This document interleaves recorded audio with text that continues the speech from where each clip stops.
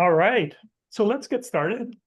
Uh, and so welcome to week two. Okay, both people on Zoom and here in person. All right, you'll get, I think, used to a little bit of the pace, how we pace these today. Okay, so Kate and I are going to be sort of bookends. What I'll do is I'll try to give you an overview of what we're going to talk about.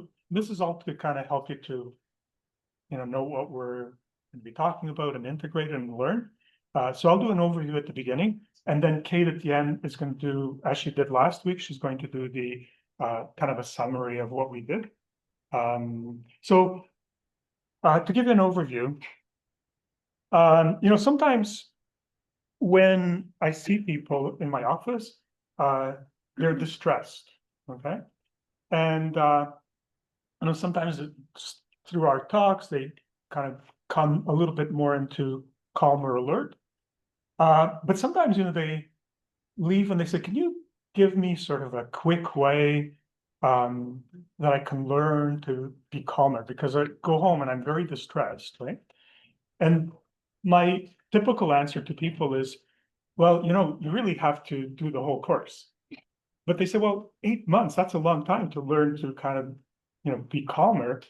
And then, so my short answer is, if you come to the week two of our course, what we try to do in that week is provide, a quick way to help you to become a little bit calmer.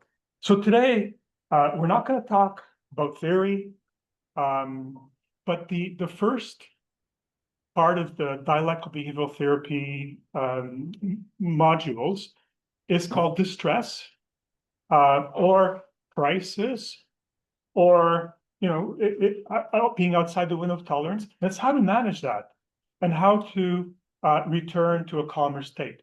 That's the whole first module, which is a pretty big. We're going to spend a lot of weeks in dialectical behavioral therapy talking about that. So today we're going to talk about coping with, managing, and tolerating distress and crisis. And there's three parts to this. So, we're going to do a little bit of an introduction and just reminders and stuff. And then Joan and Nicole, and oh, I forgot. We always have a mindfulness exercise, and our mindfulness exercise today is going to be a video, which is called the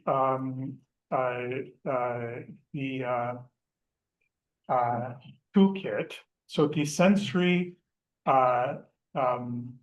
sensory, you guys remember? The sensory soothing, that's it, okay. Sensory soothing toolkit. And sensory soothing toolkit, you see from the video, is something you carry around with you, but if you're in distress or in a crisis, something you can take out. And it uses a lot of the skills that we're going to talk about over the next few weeks. So distraction and self-soothing skills. And so if you don't get all of this, don't worry, because Joan and Nicole are going to be covering it over the next few weeks. A lot of those distraction and soothing skills. But this sensory soothing toolkit, in a very practical way, something you can carry around with you, as you'll see from the video, gives you some ways of trying to return to the window of tolerance. So that's the first kind of way of managing your distress that we're going to talk about. Then the second way of managing your distress we're going to talk about is going to be presented by Joan and Nicole. And it's at the beginning of the workbook. We suggested that you try to read it. So it's the REST strategies or the REST skills. And we're going to focus particularly on the R of the REST, which is relax, or take a breath or step back. The other skills, the EST skills, the rest of the acronym, we're going to be talking about over the coming months, right? So we're going to focus more on the R of the REST. And then at the end, we're going to introduce the first tool. So the first tool is crisis plans. And so crisis plans, they really use a lot of what we talk about in the whole course. But without going into a lot of explanation, so the whole course, we're going to cover, a lot of what we're talking about in the crisis plans in great detail. But here it's just a short way that you can start using right away, okay?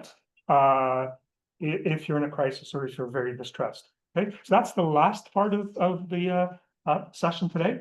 In between, we're going to talk about different, because to use a tool, if you're using a tool, you have to kind of have ways to keep your tools sharp and put them back in their place, and there's certain ways to use them. So we're going to talk about how to use the tools, when and how to use the tools. So that's what we call the strategies and techniques. So that's an overview for today. And yeah, the hope is that you can take away from today things that you can start using right away. Okay, so that's week 2 in the grand scheme of the first 16 weeks, and then I have other slides for the rest. Just to so I thank you for the people who've already emailed us to volunteer to do the practices. So there's so far there's 4 people who volunteer and that I've spoken with. If you see your name there and it kind of doesn't work for you either now or anytime in the next few weeks, let me know. We can change and get other people to volunteer. If you're still interested in volunteering, email us, okay? So some are already taken, but there's a lot of volunteer spots that are still available. And that volunteer spot is that we practice the tools. Yes. Yeah, it's we're good next week, so it's really hard to see the screen here. We didn't last week, the screen was over there. We didn't anticipate that would be here and that the sun would be coming. The sun is going to go up in a minute. Okay, it'll be easier, hopefully. Next week, I'm going to bring like a big blanket that's opaque, and I think it'll be better. But that's okay. I'll tell you what the slides are about. So, and they'll also be on the website, so you could always go back and look at them in the website. Okay. So in 3 weeks, so we're doing crisis plans today, but in 3 weeks, we're going to do a practice. So Chris, who volunteered to practice crisis plans, we're going to do a volunteer practice here in front of you to see what it's like to develop a crisis plan. All right, so you'll get more practice. On the 27th, the first point group, so Monday, we can also practice doing more crisis plans. So you get a really good idea and you can develop your own crisis plans, okay? In 4 weeks from now, week 6, we're going to practice, another volunteer is going to practice the second tool, which is whole diary cards. Yeah, and if you want to volunteer, email us. All right. So, yeah, if you're on Zoom, make sure you're muted, or one of the co-leaders can mute you, because otherwise we can hear you. So let's do our mindfulness practice before, which is the sensory toolkit. Okay. And let's see if we can see. And I apologize, there's probably going to be an ad when I start playing. Build a website you love with Wix. For your words,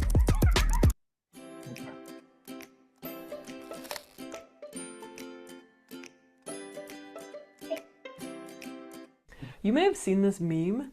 Never in the history of calming down has anyone calmed down by being told to calm down. So why is that?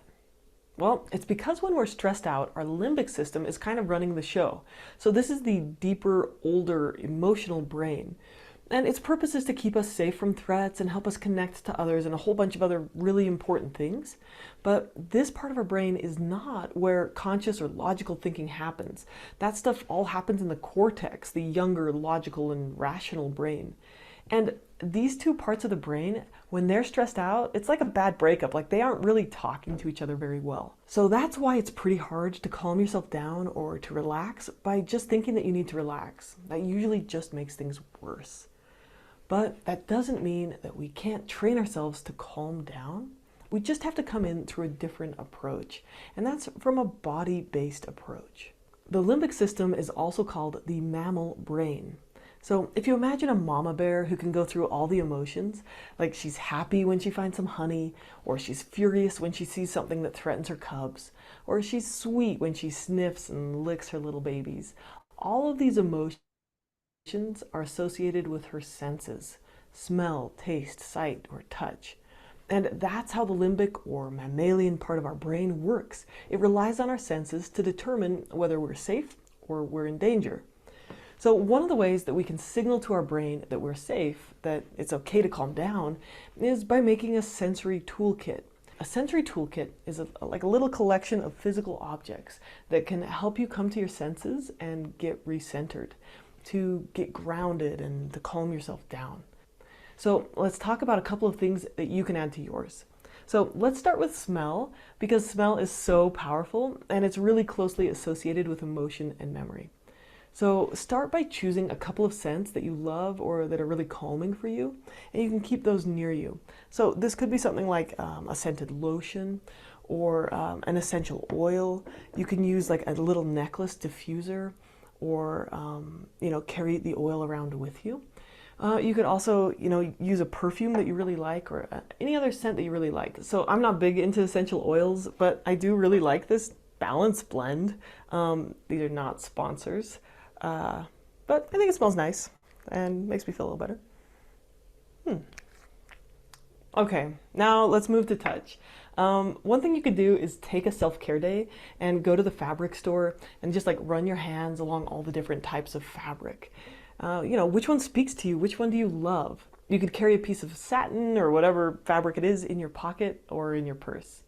Now, I am not really into fabric, like that's not my touch calming thingy, but I do like stones a lot. So like this is a stone I found out in the desert, and I love the desert. So I've got a lot of stones that I like, and every once in a while I'll carry one around or I'll rub it, and that can help remind me to stay grounded. Okay, let's talk about taste. Now, it's a good idea to be a little bit careful with this one. We want to look out for emotional eating. And so that's not something I'm encouraging you, like, oh, if you're emotional, just go eat, a gallon of ice cream. But something that gives you like a little sip or just a little taste of something soothing, like a sip of tea or a little mint, like those can all be helpful to get you kind of recentered and back to the moment. Sometimes after a tough therapy group session, I'll share a little bit of chocolate with all the participants. And, that just helps them, I think, associate a little bit of joy with the difficult work that they're doing. Okay, let's talk about sight. What can you look at that calms you? I mean, one of the best things is just noticing the room that you're in, looking around and noticing that you're in a safe place. And again, this is speaking to your mammal brain, right? You think about that mama bear who's scanning her environment for dangers. And when you scan your environment and you realize you're safe, that triggers your limbic brain to be like, oh, cool, we're good. Maybe it's a painting of a religious figure, or it's a photo of someone you love. You could make a little photo collection on your phone of pictures to look at that help you feel safe and calm. And you can also use mental imagery to bring something calming to mind. So when I worked in the wilderness with troubled youth, and sometimes I'd get really stressed out because we had 8-day shifts with these kind of difficult teenagers. Anyway, when I'd get stressed out, I'd just grab a handful of sagebrush and I'd smell it, or I'd look at the blue sky to get centered. And those were some of the sensory grounding techniques that I would use to help me calm down. Okay, now let's talk about sound. What kind of sounds make you feel safe? Is it white noise, or running water, birds chirping, or complete silence? What kind of music makes you feel safe? You could choose a couple of go-to songs that help you remember that you are safe, and they bring to mind that sense of peace and security in your life. So take a minute right now to write a list of the things that you may find soothing in each of these categories. Then go out and explore. Take some time each day to experiment with your 5 senses. You could start a little note in your phone where you write down what helps you calm down and relax. And you could carry these things around in your backpack or your purse or your wallet or whatever. And you can use them to help you when you need them. Anyways, I hope you found this video helpful. Thank you for spending a few minutes of your precious life with me, and take care. Okay. So I think last year, you had a session where you helped people to prepare, maybe if people are interested. let us know. You can email us, and that's something we can work with together. Okay, we can find a time. Prepare a little bag with your sensory toolkit, like whatever appeals to you. So we can certainly do that. All right, a few quick reminders. Let me just enlarge that.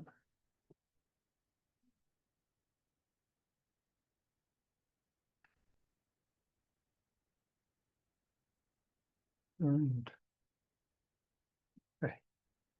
So I thought, Kate, that maybe, for people who weren't here last week, you could just quickly go over, a summary of what we did last week. So that's your summary. I don't know if you Sure. want to quickly read it.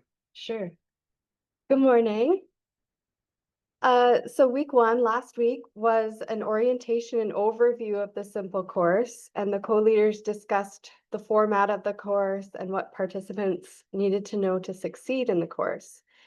We learned what simple stands for. It's structured, integral, mindful psychotherapy that is learned easily. We learned the email address, website, and YouTube channels, if anyone needs to know what they are. My summary was emailed out, and let us know at the break if you didn't receive the email. The Boeing group, it's drop-in, in-person or online, to help participants review and practice the material that we learn on the Wednesdays. The Boeing group takes place on Mondays from 1 till 2:30. The medical building 444 Duro Street, the second floor boardroom, or online using the same credentials to get into the Wednesday course. And starting October 27th. Yes, Yeah. starting October 27th, that's the first Boeing session. There's a Hole in My Sidewalk is a poem that we went over. It's the central metaphor in the course. The simple course, the aim of the simple course is to help you identify, become more aware of, get out of, avoid, and repair some of the holes in your sidewalk that you keep falling into. It aims to help you expand your window of tolerance, heal your trauma, and to live a full life. Okay. All right. So this was the homework from last week for this week. I won't go over that. And this is the homework for the coming week. You might not be able to see it. It will be on the website. Okay. But shall we go over it? Just okay. We'll do it together. Okay. So for this coming week, we're going to start tracking the skills we're learning using the DBT diary card or the skills list. And you've been given an updated personal skills list. If you don't have one, we can pass them out at the break. And if you want, sure. If you want, like, so we had that video about creating your own sensory toolkit.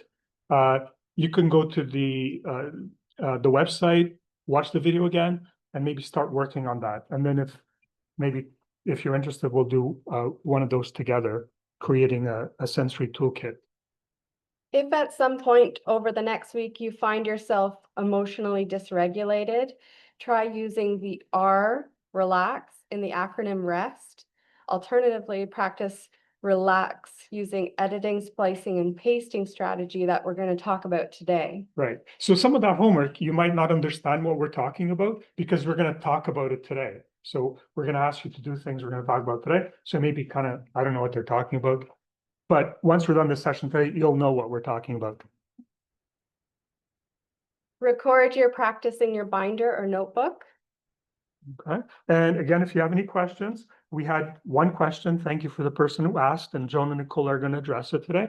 But send us more questions, right? Alternatively, if you don't want to email it to us, you can ask during the question periods. We have 2 15-minute question periods, or you can ask them in the Boeing sessions. And read Simple Manual, that's the gray manual. Read sessions 4, 6, and 8. Yeah, last year we had 3 sessions, but people found that was too much. So we've condensed it into 1. So next week, we're going to cover 3 sessions in 1, really distill it. And decide on the hole that you fall into and consider a crisis. Start working on a plan to deal with that crisis. All right. And another thing we're going to talk about, when we talk about strategies and techniques, is we're going to talk about your personal dashboard. Okay, so that's another thing you can start. If you like crafting, start crafting a personal dashboard. You don't know what it is, but you'll know what it is after we're done today. Okay, I'm not going to go over that. Last week we had a poll, and it was a poll to, we asked you to kind of introduce yourselves a little bit. We couldn't ask you to do that individually. The Zoom showed us the results of the people who were doing the poll on Zoom, but Joan and Nicole had to kind of figure out the people in person because she gave you some handouts and you filled it out. So they had to compile it all. So we're just going to read the results. This is for the in-person people, okay? And the questions were, I'm doing the simple course, and 66% of the in-person participants are doing it for the first time. 34%, they've done it before. What best describes your current relationship to emotional dysregulation? 53% said it very significantly affects my life. 38 said somewhat affects my life, and 6% said, I'm not really sure what that is. Okay. And then we asked you to describe your emotional state at that moment. So when you were doing the poll last week, and 34% said that you're calm and open. 59% said you're anxious. 9% said you're angry. 9% said you're numb. 16% depressed. 38% hopeful. And that's to more than 100. That was like a multiple choice. So you could, check off more than one. What is your biggest hope for this course? And this is also multiple choice. 72% said more stability in my life. 66% said a better understanding of myself. And 56% said better relationships. Okay. So then we asked you to say what described your previous experience with mental health resources, such as therapy or groups. And 91% said that I've done courses or been in therapy before. 91%. 6% said I've read about mental health or used self-help resources. And 3% said I'm new to all this. I plan to, 41% are going to attend the Monday Boeing session in person. 9% are going to attend Mondays over Zoom. 19% are not going to attend Monday group, and 34% are going to attend occasionally. All right. No, this is just a reminder. I'm not going to go over all of it. Just a reminder for people on Zoom, make sure you're signing in with your first name and the initial of your last name. And for people here, I think it was pretty good, but sign in your name legibly when you come in, or, at the break or sometime. We do need to take attendance to justify continuing the course. Okay?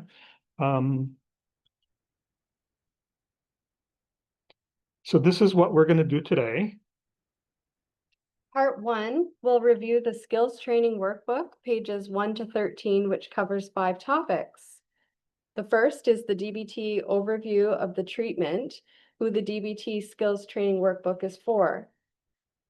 Number 2, the basic distress tolerance skills. What are they? 3, about this chapter.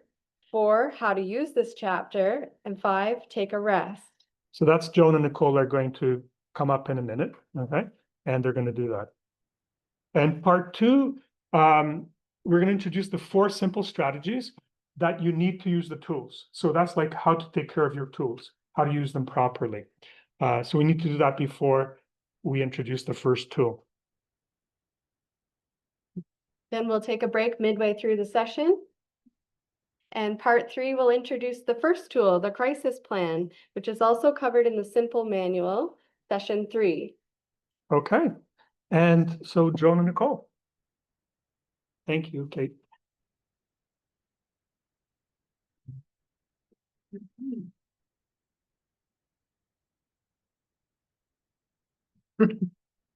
And Just Yeah. press that one there, okay? Yes, okay. Oh, and yeah, I'll put it down. I'll there. go grab it. Okay, when it's done. I want to first reassure everyone, I am not going to sing this morning. What we're going to do is test out this microphone, and I don't know with the new setup if I need to use that, but for people in person, can you let me know afterwards if it was better with this or without? When you speak into it, we can hear it. Is it better? Okay, I will try. Yeah, now I have to coordinate my papers and the microphone at the same time, but please be patient and let me know what you think. All right. Oh, I'm just going to skip over this. Okay, so today we're introducing the DBT or Dialectical Behavior Skills Workbook, the green workbook that you have. And we're starting with the first module, which is distress tolerance skills. As you know, DBT has 4 modules. First one, distress tolerance. Very, very important. These skills that Nicole and I will be talking about in the coming weeks are critical for you to use when you're developing your crisis plans. Today, we're going to introduce distress tolerance skills, and we're going to focus on one specific, very easy skill in particular. So, oh, sorry, this here we already reviewed. I'll just skip over that. Okay, so we're focusing on pages 1 to 13 in the Green Skills Workbook. And basically, distress tolerance skills are all about surviving an emotional crisis without making things worse. That's key. So the distress tolerance skills that Nicole and I will be talking about today and in the coming weeks are hopefully going to help you navigate the storm safely until you can think more clearly. That is really what it's all about. And as I said, these skills are going to be really important part of you using on your crisis plans, which will be introduced later this morning. So I was just going to read some highlighted points here, but because you can't really see it, I'll read it all for you. Dialectical behavioral therapy, is DBT, was developed by psychologist Marsha Linehan. Linehan was hospitalized for 1 year in a mental health institution and thought to have little chance of recovering from her issues. Her autobiography, Building a Life Worth Living, is a memoir. She writes that her psychiatrist diagnosed her as suffering from schizophrenia. She later self-diagnosed as meeting the criteria for BPD, or borderline personality disorder. One of the goals of DBT is to help people cope with dysregulated and sometimes overwhelming emotions. That is to learn to better emotionally regulate. So it covers 4 modules: distress tolerance, which is we're going to start today, mindfulness, emotion regulation, and interpersonal effectiveness. Okay, so Marsha Linehan studied Buddhism. In 2011, she was actually ordained as a Buddhist nun. And why are we talking about Buddhism? Because this is kind of talked about throughout the course. And in this slide, we're going to use it as an illustration. I'm not sure if here in person you can see. No, there is an image of a person being shot with 2 arrows, and I'll explain. So in Buddhism, they teach that pain is not necessarily unavoidable. In life, we're all faced with pain, right? But what suffering is optional. Okay, so the Buddhism used the metaphor of being struck by 2 arrows. The first arrow that strikes us is the pain of life. And it's something that maybe is unavoidable, right? It just happens. The second arrow, though, is suffering. The avoidance one is the mental anguish we create by resisting and judging the first arrow. So for me, I was hit with an arrow last night when the Blue Jays lost their game. Honestly, they were up 6-2. I thought, we got this. And then, boo. Oh. But I'm not going to suffer with that because we still got 2 chances to get back, right? Let's use another example. Let's say you bought an expensive pair of sunglasses and you lose them within the first week. That's that first arrow. Oh, that's painful. The second arrow is you're beating yourself up. You're saying, I'm so stupid. I always lose things. That's that suffering piece. That second arrow. That's not needed, right? So with understanding, commitment, and the right approach, we can change our patterns of reacting emotionally, thinking and behaving, and reduce our suffering. The skills, tools, and strategies we explore in the course are designed to help us do that. And learning and using these approaches have helped many people live better lives. It just takes a bit of practice. So distress tolerance skills help you cope better with painful events by building up your resiliency and by giving you new ways to soften the effects of upsetting circumstance. So you'll be learning this all throughout the next many months together. Joan and I will be giving you lots of skills. Certainly try them out, but not all the skills you're going to be like, oh, every single one works. You'll find ones that work best for you. So in other words, using the skills, tools, and strategies can help widen our window of emotional tolerance so that we're calm and alert more often and anxious, angry, depressed, or dissociated less often. Okay, I'm just going to highlight a couple points here about crisis because we're going to introduce crisis plans today. So when we're in crisis, we often feel that our pain will never end and there's nothing we can do to change it. When we're in crisis, we may also have a difficult time finding healthy coping strategies and may try to stop the pain. We may resort to unhealthy coping or maladaptive ones, such as maybe using alcohol or self-harm behaviors. However, using these unhealthy coping strategies, while they may temporarily give you some relief from the pain, usually only make things worse in the long term. And going back to that metaphor the Buddhists use with the arrows, that is your third arrow. Always resorting to those unhealthy choices, okay?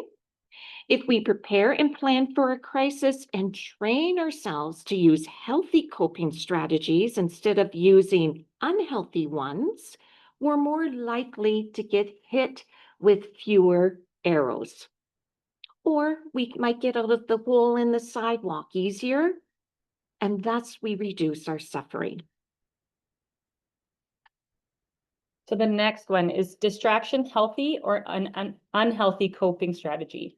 Over the coming weeks, we'll be learning many healthy coping skills. Distraction is one such skill that we'll look at in some detail. So distraction can be helpful in order for us to cope with physical or psychological pain, and it works temporarily. Our plan is that we'll eventually get back to whatever was distressing to us. So it may also give us a little bit of space and time we need to calm down and return to our window of tolerance before we act. Then when we're in a calmer and more likely to choose a healthier rather than a maladaptive or poor coping strategy, we'll deal with the situation that we're facing. Distraction is not the same as avoidance. We get a lot of questions about that. Avoidance is an unhealthy form of distraction. So avoidance, you never really plan to return back to your issue. You kind of just push it aside, right? Where distraction is, we intend to eventually deal with the situation we're facing in a healthier way when we are calmer and in the window of emotional tolerance. When we avoid, we never deal with the underlying situation that created the pain. Okay, so that's just some information for everyone. So let's talk about this strategy we're going to practice today. It's called REST. REST is an acronym. There are lots of acronyms in DBT. So today we're going to focus on REST because we feel it's the most important one, the most important skill you can put into that toolkit of yours. It's very easy to use and doesn't take a lot of time. So rest, just so you know, can be used, some people use stop, some use pest, but they're all the same. To avoid confusion, we're going to focus on rest though. So rest stands for, R is for relax, and that's what we're going to focus on today. 2, E is for evaluate. 3, S is for set an intention, and 4 is take action. 2, 3, and 4, we're going to talk throughout the course. Today, we want to focus on number 1 because it's critical. This is just the DBT diary card. Each week when we present the DBT skills, we'll show this diary card that highlights the skills that we're talking about.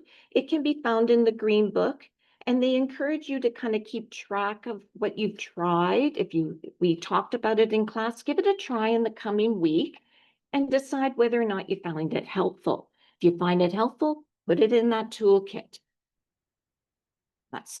This is also the skills list. Last year, people found it easier, instead of using that diary card, to use a skills checklist.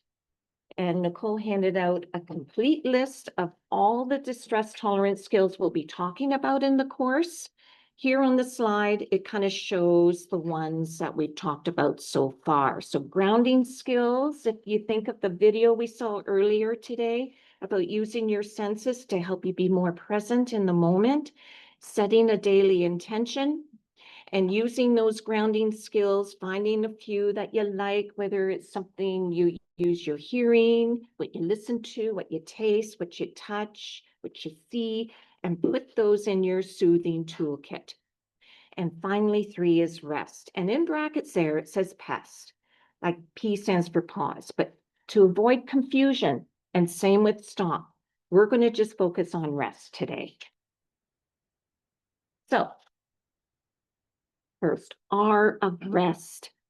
The R in rest stands for relax. It's the pause that makes all the other steps in rest possible. So if you're facing a crisis, or even if you're feeling stressed or overwhelmed, your body tends to go into fight, flight, or freeze mode. So your heart starts to race, your breathing becomes shallow, and your muscles become tense. So by relaxing, using the relax, you're pausing, you're taking a breath, you're stepping back, which signals to your body that you're okay, you are safe right now. All right, so let's talk about the R, the relax. Simply put, it's just telling yourself, I gotta pause, stop, don't act impulsively, just pause for a second. Take a few breaths. Some people find simply counting to 10 for their breaths. That's helpful. Think of your body, unclench your fists, drop your shoulders to alleviate the tension. Okay, and then step back and get a different perspective of what's going on. And tell yourself, I'm okay. I can get through this moment. Okay, 3 things. Pause, breath, step back. That's what relax is. And you'll have an opportunity to practice with us here in a few minutes. To help illustrate this, I brought a bottle of soda pop. Imagine your emotions are like a shaken bottle of pop. I'll take the hit. There you go. If you open this too quickly, it's going to explode, right?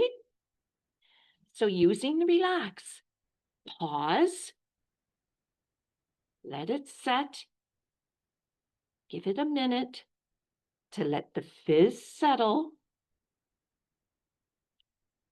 right? Doesn't take long. And then you can safely open it. Does that make sense? I don't know. Do you want her to open it? No. We're good. We're good. It's good now. Yeah. Too early for pop. And remember, R of rest, the relax, doesn't take away the problem. That's important to know. But it allows ourselves to be in a better place, a calmer place to start. And once you feel calmer, hopefully your mind can make a better choice for yourself. Okay? So Nicole and I thought we would do a little role play situation to kind of illustrate how you can use rest. So the situation is being overwhelmed at work. And Nicole in this situation is a classroom teacher. And she's had a very busy morning with her students. And she comes into the staff room at noontime. Oh, I can't deal with today. My students were wild. And now I have 2 emails from parents who want to talk to me. Oh my goodness, Nicole, it sounds like you've had a rough morning. I've seen you. You've been running around since 8 a.m. Want to take a rest break? A what? Rest. R-E-S-T. It's simply a way of telling your body it's okay to slow down when things pile up. Let's start with the R, relax. We're going to take a breath. I don't know if I can. My heart is racing. I can't. Okay, try this. Take a moment. Close your eyes and breathe with me. Breathe in slowly through your nose and hold for a second. And then out slowly through your mouth. Really good. Do it one more time with me. In through your nose slowly and hold for a few seconds. And then out slowly. Oh, that actually helps. My shoulders dropped a little. Oh, wonderful. See, that's your body telling you it's safe to slow down. Now, why don't you take a few more moments in a quiet space, sip on some tea, and allow your body to rest some more so that you can think a little clearer. Okay, that sounds like a really good idea. Okay, good. Simple as that. Did that take long? No, give it a try. Pause, breathe, step back. Okay, and we'll practice another exercise here in a few minutes. Okay, we'll talk about E. We're not going to spend too much time for that, but the E in rest stands for evaluate. So as we get further into the course, we will learn the skills associated with the remainder of the acronym EST. This will involve asking yourself what's happening in the situation. What are the facts? Checking in with yourself. How are you feeling and what are you feeling? Observing others. Is anyone else in danger? We'll learn the EST skills in much greater detail when we explore the third simple tool is chain analysis. For now, don't worry too much about the EST. We'll just focus on the R, which is rest. Okay, so for S, it's setting an intention. So stepping back allows us to be less emotional and make more rational and better choices. We will learn to do this in the course, as Nicole said. We're not going to spend a lot of time talking about that. As I said, we're just focused on the R today because that's really, really, really key here. And our intention using these tools will be to replace your unhealthy reactions with more healthy choices. And T, so the T in rest is for take action. So taking action means putting our new, more adaptive or healthy plan of how to deal with our situation into motion. We'll do this deliberately and mindfully. At first, we will learn to do this by imagining the situation in our mind and using the editing, splicing, and pasting technique that we will discuss shortly. Again, at this point in the course, don't expect to be able to use the EST part of the rest skills. You may simply want to focus on step 1, which is what we're talking about today. So that's relax, which is taking a time out and not doing what your emotional mind in crisis is telling you to do. We'll learn to do the EST steps as the course unfolds. Okay, and We will practice the relax here in a few minutes, but we just want to finish off here on the next few slides on how to use the DBT skills training workbook. As we said earlier, there is a DBT diary card found on pages 262 to 265 to track the skills you're learning. We, however, recommend using the evolving skills list. For the participants here in person, Nicole and I will hand out those lists as we, for each module as we discuss. Because people found, with the list, they could just track, kind of circle the ones we talked about, try it in the coming week, and either put a check mark saying, yep, that works good for me. Because there's a lot of them. Like if you can see here, how many were on there? Like 26 deep distress tolerance skills alone. We don't expect you to have 26, find all 26 helpful, but if you can pick 3 that are your go-to to put in that self-soothing toolkit, that will be important. So warnings about DBT acronyms. So an acronym is a memory aid in which the first letters of a word or a sentence are used to help us remember something else. Today we consider REST. REST is an acronym for the first set of distress tolerance skills. So relax, evaluate, set an intention, and take action. Different acronyms are used in different DBT skills manuals. For example, REST, which is meant to help you remember the first distress tolerance skill, is used interchangeably with STOP. So that was the question that was emailed to us last week. We also call STOP and REST just don't do it after the Nike logo. Your feelings and thoughts may be urging you to do something, but you don't act on them. The other acronyms in the distress tolerance and other DBT modules, so it's TIP, accepts, improve. Don't worry too much about it. All of these straight. We will cover them in the next coming weeks. So example for TIP, it stands for temperature, intense exercise, and progressive muscle relaxation. There's other acronyms. The next 2 slides, which list acronyms commonly used in DBT, might help. Don't worry too much about the acronyms. So I know you can't really see that very well, but we'll cover them in the next coming weeks. There we go. Maybe you want to do, okay. All right, Gary's. Okay. So Joan found this, it's called a 5-minute R relax routine. If you feel comfortable, great, you can join in. If not, that's okay. So the first part, settle and breathe.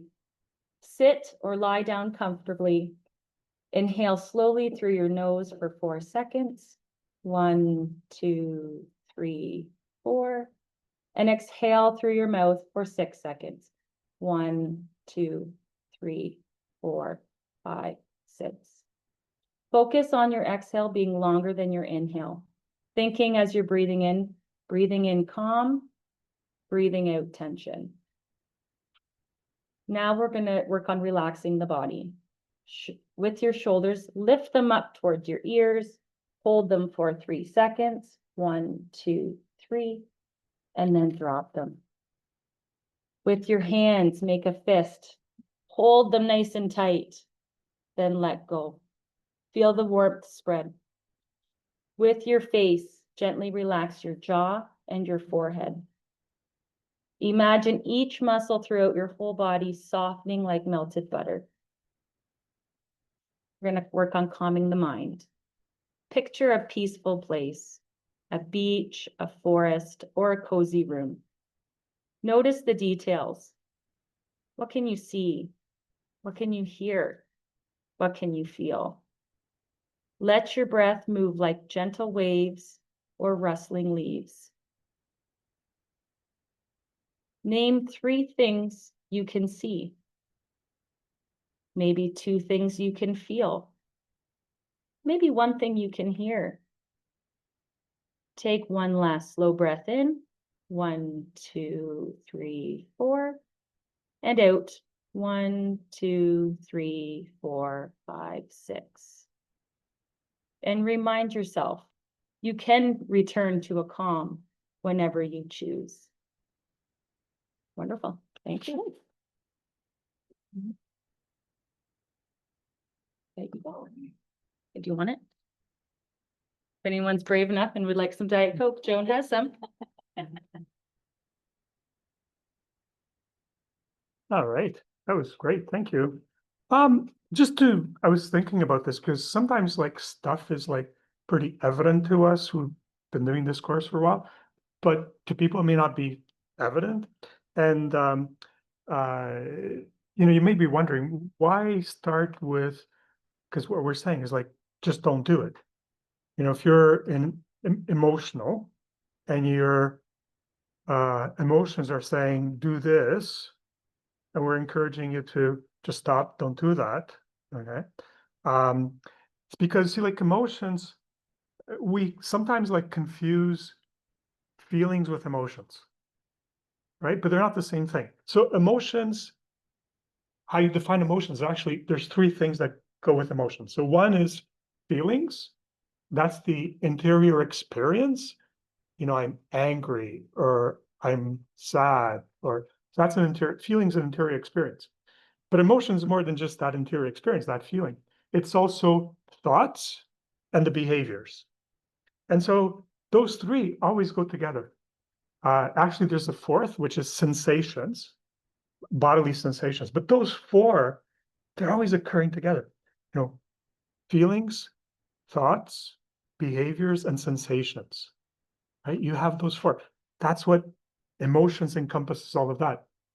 Now, the reason why we don't tell you, oh, stop feeling this way or stop thinking this way, is that those are really hard to change, right? The easiest of all of those, the sensations, the thoughts and the feeling, it's the behaviors. That's the easiest one to stop. It's not that easy because your emotions are telling you, do this, but it's the easiest one to stop. Okay? And that's why, people are always saying, well, count to 10. That's like popular wisdom, but that's really important. So take a break. We're just telling you, R is another way, count to 10, or don't do it. It didn't show up, but at the beginning I had, the question was, what's the difference between stop and rest? They're both the same, right? Just different books use the different acronyms. But the one that I really like for this is just don't do it. And I had the logo, the Nike logo, but upside down. So it's a good way of remembering. And that's in the slides, right?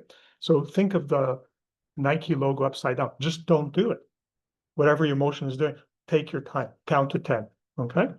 All right. So that was part one. That was really good. Thank you. It's wonderful. I was hoping you'd open the bottle actually, because I was far away. You want to do it? Yeah, try it. I mean, I bet it's okay now, right? I bet it's okay. All right. So that was the first part. And so now we're going to do the second part, which is before we introduce the first skill, which is going to be crisis plans, right? And just looking at time. So we'll do this. We'll do the strategies and techniques, take a break, and then at the end, we'll introduce the crisis plan. But, you kind of have to know how to use the tools, when and how to use the tools, right? So if you're a carpenter, you have to use tools. Like a carpenter isn't very good if they don't have a saw or a hammer or, all those things that carpenters use. But you also don't just not sharpen your tools, leave them all over the place.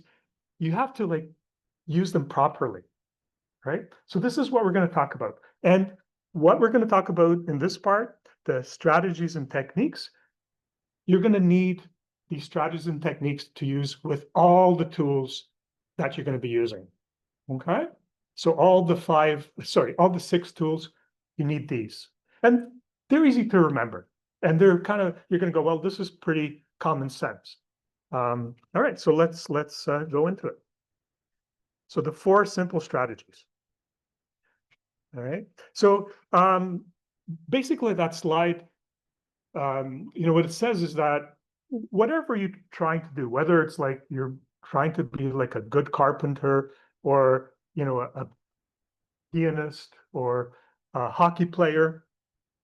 So you need different things. So you have to have skills. So, and if you're a hockey player, you have to like skate forward, skate back, stop. Those are all skills. But you also need tools. And tools are, you need skates, you need a hockey stick, you need the equipment, okay? And then you need to kind of, how do you use these tools? So you have to have like a bag where you store your equipment. You have to keep your skates sharp, right? And so for everything that you're trying to learn to be good at, there's all these three things. There's like, you have to have skills that you have to practice and practice and practice, right? You have to have tools, right? And then you have to kind of use the tools and use them properly and keep them sharp and store them well and have access to them. Okay. So that's the difference. And that's why we talk about, you don't want you to confuse why are they talking about skills and tools and strategies? Seems very confusing. But I hope that image kind of helps you to understand why we talk about those three. And see, like the DBT workbook that Joan and Nicole are going to go over, that's the skills, right?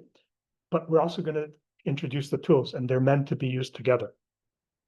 So, all right, this is basically like a quick, I'm going to use this slide throughout. It's a quick overview of the four techniques and strategies, okay? All right, so let's start with the first one. So the first technique and strategy is when you're going to use the tools, starting with the crisis plan, but all the other tools, what we're going to try to do is, well, we're not going to try, we're going to do it. We're going to give you algorithms and templates, right? So an algorithm, it's kind of like a recipe. So if you go on the internet or you have a recipe book, it tells you step by step what to do to prepare this recipe, okay? Now, you don't want to go to step 7 before you do step 1, right? And you also, especially for baking, right? Because some things are kind of, they're can just go off the top of your head. But if it's something, a complicated recipe, you kind of want to follow it pretty closely. Otherwise, the product, the result, the food you're preparing might not be very good. The cake might not turn out, okay? So an algorithm is like a recipe. And, we said this course is, we try to make it simple to learn, right? So for every one of the tools, we're going to tell you, follow these steps. Stick with the steps. I mean, people sometimes have the tendency to, oh no, I'm just going to do it from the top of my head. And you'll notice when I do the practices or when I work with people, I'm a little bit obsessive about the steps. Now, when you've done these steps many, many times, fine. If you're like an experienced chef, you don't need to have the recipe because it's like part of you already. But until you get to that point, follow the steps. Okay. So the algorithm is really the steps, right? And then the template is we try to give you forms that you can fill out, right? So recipes that, oh, I've done the first step, things to fill in, like forms that you can enter the information, it prompts you, asks you questions. So they're related, okay? But so that's the first step, is follow the steps described in the algorithms. This will help you to adhere to good problem-solving strategies, right? So, and this is a repeat of what I've just said, but for each of the 6 tools covered in the course, follow the steps recommended in the algorithms and templates provided to you. Avoid skipping any of the steps or improvising, as you're likely to get lost or sidetracked, okay? And I'm not going to go into this in detail because that's the third part of today, but this is just an example. So these are the crisis plan we're going to talk about today. So there's an algorithm. So you see that there's 8 steps there, and you go one step at a time. That's the recipe for preparing your crisis plan. And then on the right-hand side, there's a template. So that's a form that you can use. You can write in that form, and it basically has those 8 steps. Okay, but it's just like, instead of doing it in your own piece of paper from blank, right? You can use that. It's a little bit of a guide to doing the crisis plan. Okay, so that's the first strategy, or the first way in which you're going to use the tools. Follow the algorithms and templates. Follow an order, okay? Don't avoid the temptation of improvising, all right? So what's the second one? So the second one is, it's not so much how to use the tools, but when to use the tools. So when do you need to use the tools? Now, if things are going well, you're feeling good, right? Everything is okay. You're probably not gonna need to use this. When are you going to need to use your tools and skills? It's when you're not doing so well, okay? But how do you know when you're not doing so well? See, problem is that most of us, we don't pay a lot of attention to ourselves. So we don't pay attention to what we're thinking, what we're feeling, the sensations in our body, right? Our behavior. We just kind of automatically, just do it, like the Nike logo. And sometimes it's only afterwards that, oh my God, what was I thinking? Or, oh my God, why did I do that? In the moment, we didn't really kind of question it because we were kind of possessed, or what's going on? The garbage truck? Okay. Because our emotions were in control of us, right? And, we were just automatically doing what our emotions were telling us to do, right? So big part of this course, and Joan and Nicole are going to get into it. The second module is mindfulness, which means becoming aware of, right? And the course, and we're going to repeat this many, many times, but what we want to become aware of is we don't want our emotions, so thoughts, feelings, behavior, sensations, to just unfold automatically, okay? Especially if they're leading us into holes, right? We want to be aware of what's going on, developing that awareness. And how do you develop that awareness? That's thing of mindfulness. So we're going to spend a lot of time talking about mindfulness. But this is like a really good hack or shortcut to developing mindfulness. Right? So we call it developing your personal dashboard or instrument panel. All right. That's inspired by, if you have a car, your car has a bunch of different, on the dashboard, it has different instruments, right? Tells you like how much gas you have in the car, how fast you're going, whether the motor is hot or cold, how much oil, a few other things if you have like a fancy car. All right, so let's talk a little bit about why use that, because it tells you when you're going to need to use your tools, right?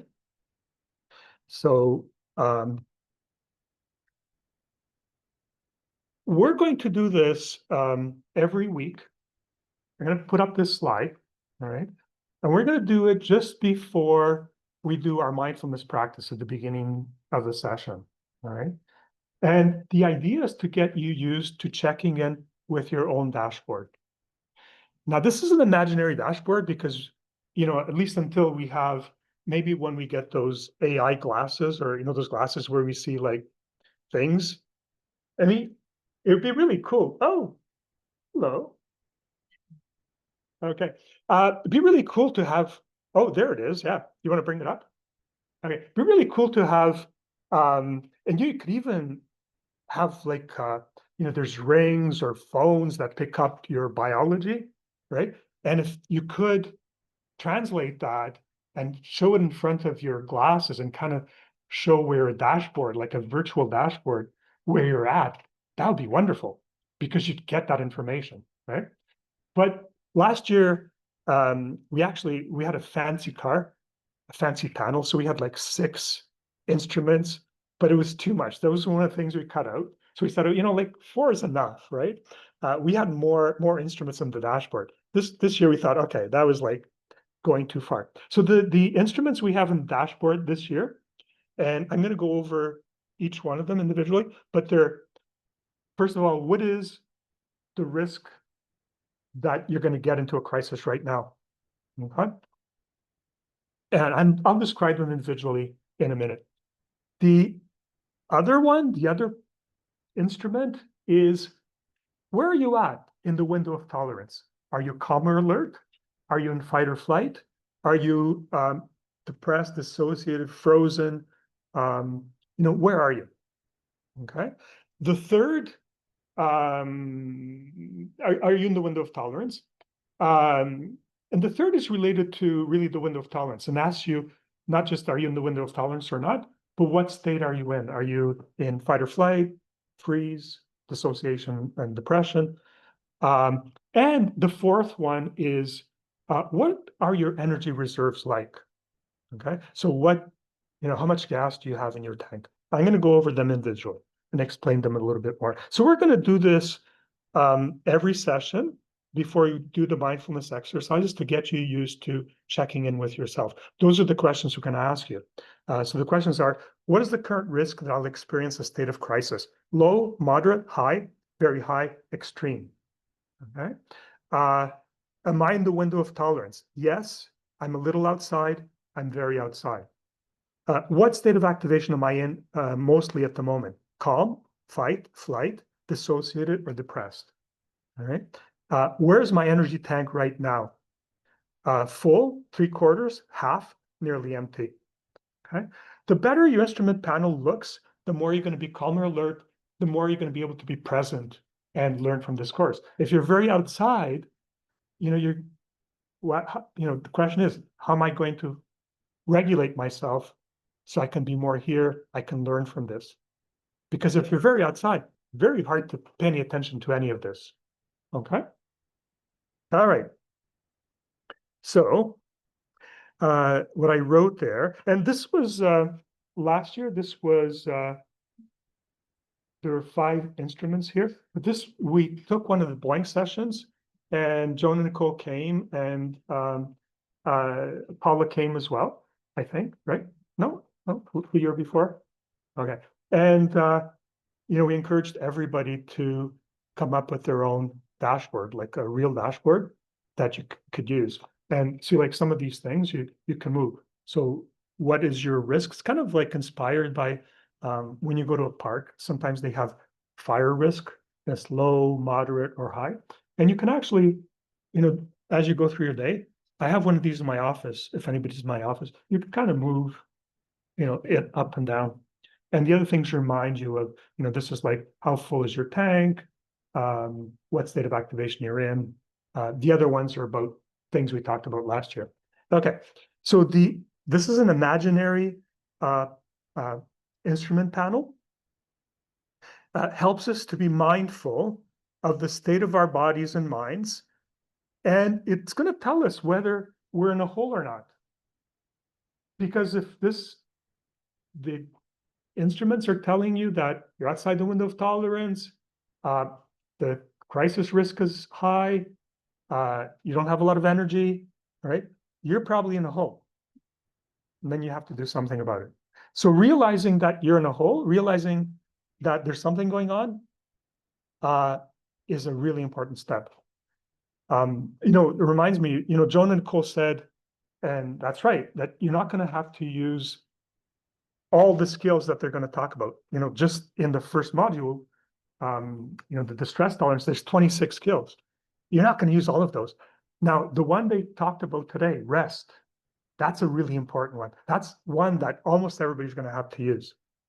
Because if you don't, and you're kind of an emotional mind, and you just act on it, that's going to be hard, right?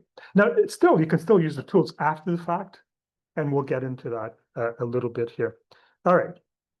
So check in with these imaginary instruments, which will give you critical information about yourself, just like a car's dashboard gives you important information about the state of a car. You don't want to ignore the dashboard in your car. But we ignore what's going on within us all the time, right? You wouldn't do it to your car, but we do it to ourselves, all right? Much of the time, we are on automatic pilot and unaware what is happening to our bodies and our minds. Being an automatic pilot keeps us from trying to influence or manage what is going on because we don't even realize anything is going on. So, that's the first step. All right. So developing an imaginary personal dashboard is one of Simple's mindfulness or self-aware strategies. We're going to devote, I'm not sure it's going to be that week because we have maybe the crisis plans, but we'll see. I mean, it's that the Monday schedule is kind of fluid. We'll see what people want to do, but that's something that we could do, develop the personal dashboard on October 27th as well. Okay. So until you're able to automatically visualize a dashboard or until they come up with the glasses that, provided for you, I think it's actually helpful to craft something like this and to look at it every day, just as a reminder. Okay. And then slowly, I think you're going to start to pay more attention to these things in yourself. Now, if you have one of these and you keep it and you trust like people who live with you or around you, you could actually put this in your fridge. And, if they see that your crisis risk is very high, they might kind of change their behavior, right? So something you can share with people as well. It depends. Okay. So this is a brief description of each of the gauges in the personal dashboard. And again, I know I've said this, I'm going to repeat it. We repeat things a lot in this course. Tell me if it's like too much, but I'll repeat it because I think it helps us to learn. So the crisis risk gauge, that's that one. The one that looks like, the fire risk at a park, okay? So provincial and national parks often prominently display forest risk, fire risk signs. It may be helpful to think of our current risk of tipping into a crisis in this way. This awareness can help us decide if you need to take precautions to prevent imminent crisis, right? So if you feel yourself going that way, okay, you don't have to wait until the crisis occurs. You kind of go, oh, I need to take a rest now before the crisis happens. Because you might feel that the crisis is imminent. If I go home and I'm in this state, I'm going to have a fight with my wife, not because of anything that she did, but because of how I'm feeling. I'm at a high risk crisis. I need to do something about it. All right. Because, if I go home and I'm already like very worked up, that's the first arrow. And then getting into a fight with my wife is like the second, third arrow. And there's like tons of other arrows that follow that. Okay. So that's the first gauge. The second is a state of activation gauge, right? We have a range of possible states of physiological activation. We've already talked about that quite a bit. We mostly like to be in calm or alert because that's what feels good, right? We can, however, become hyperactivated, and hyperactivation is fight or flight, right? But if we become too hyperactivated, we're going to talk about this when we talk about stress, right? We become too hyperactivated. What happens? It's almost like the fuse blows, right? Because it's just too much current. And then you fall into hypoactivation, dissociation or depression or freeze, okay? So those are the possible states of activation. So it's important to try to know what your states of activation are.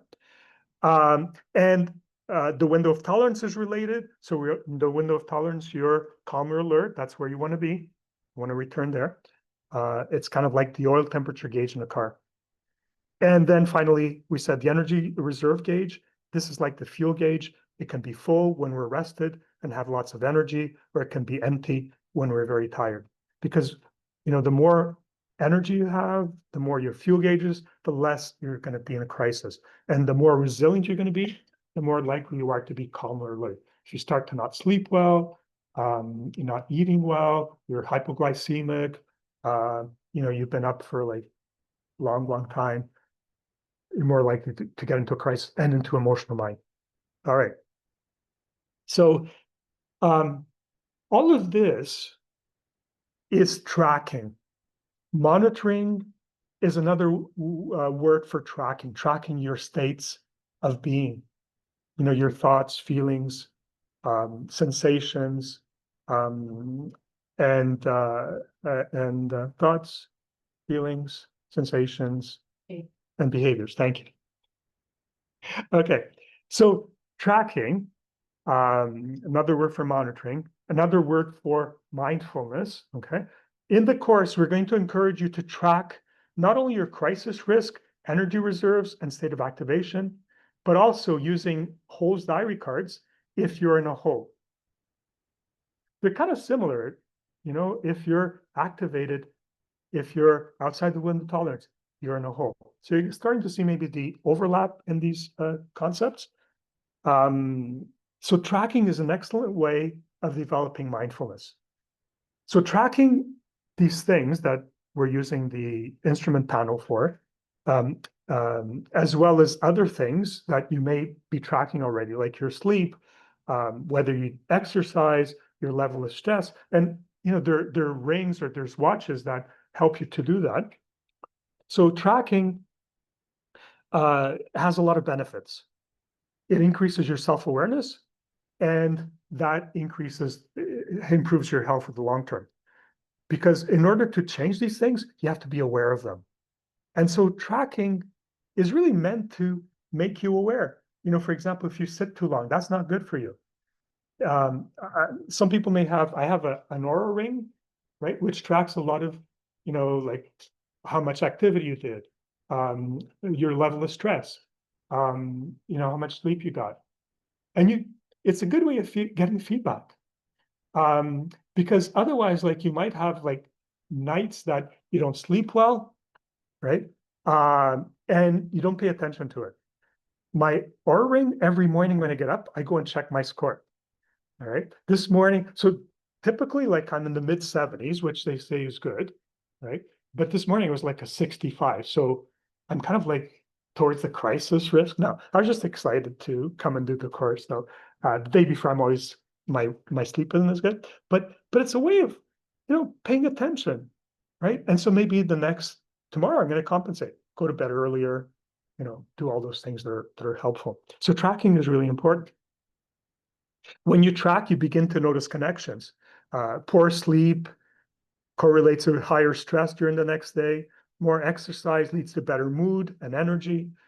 Stress spikes tied to certain activities or times. This awareness helps you to see patterns you might not otherwise be aware of. So this is all about listening to yourself, because we're so distracted with all kinds of things. We're so involved in activities or, you know, what's going on, that we're not paying attention to what's going on with us. So this is really important, right?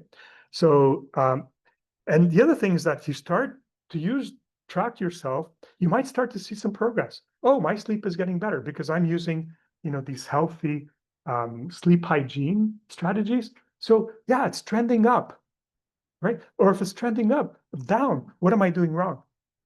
Because this is important for my health, right? So seeing progress, like more steps walked, longer sleep, or steadier stress levels can be motivating.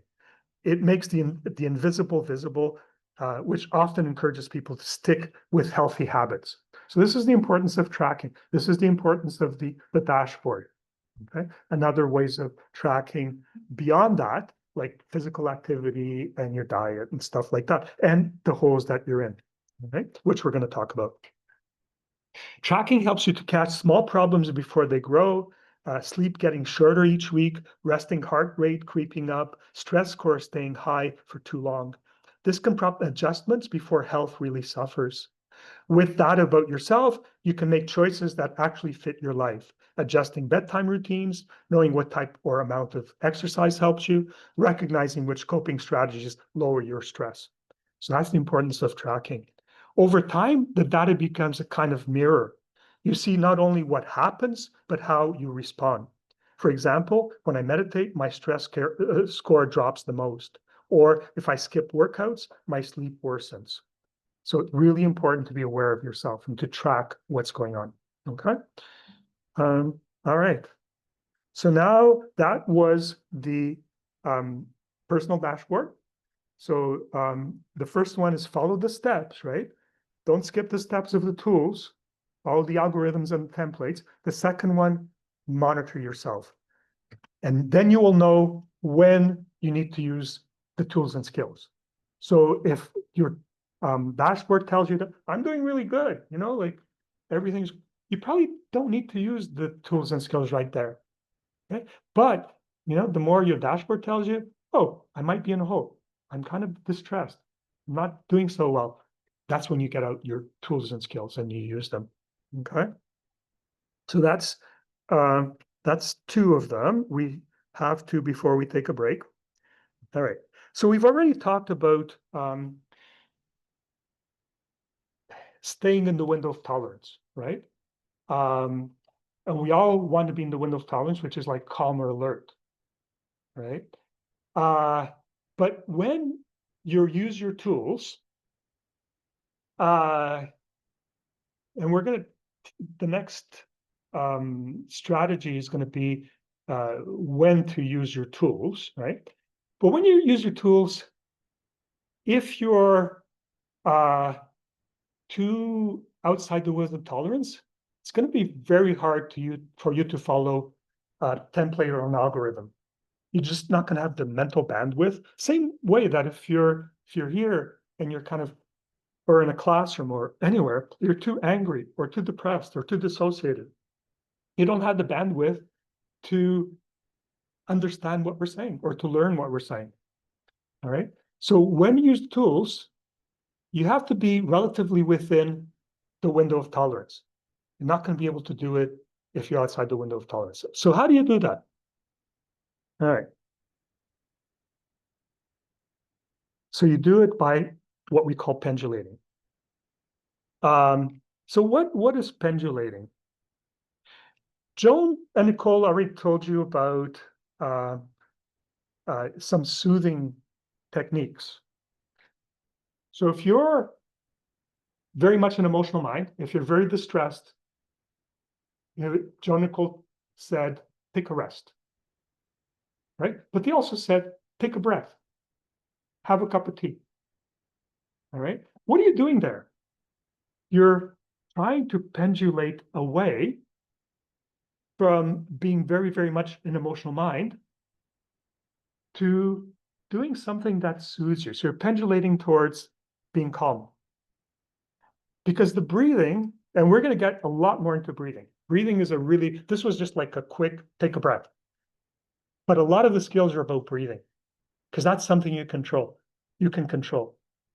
And your breath, if you breathe the proper way, is a really good way of calming down. Okay?